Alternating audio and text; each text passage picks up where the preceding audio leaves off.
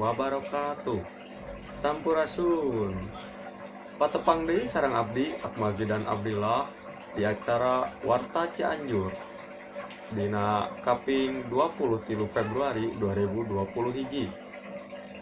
Salami 3 menit kapayun abdi bade ngainformasikeun warta nyaeta ngabuburit sareng dinosaurus.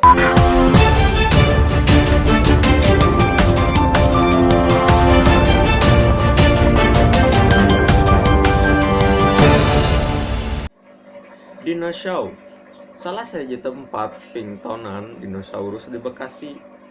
Ayeuna jadi pangjugjugan balarea kaasup pangjugjugan pikeun ngabuburit. Di ieu tempat nu ngadongdonan meunang pangaweruh anu mundel geunaan dinosaurus. Pikaresepeun kitu pisan wahana Dino Show di hiji mall di Bekasi teh. Teu kudu heran mun eta pintonan teu oleh haneuteun ku nu lalajo. Utamana barudak bari diaping ku kolot-kolotna. Pintonan Dino Show teh nyaeta pintonan ngeunaan dinosaurus sato purba nu geus musnah ti alam dunya. Pintonana daria pisan. Sajabat ti lantaran wangun dinosaurusna meh sarimbag jeung aslina. Oge lantaran dirojong ku sound effect nu matak hookeun.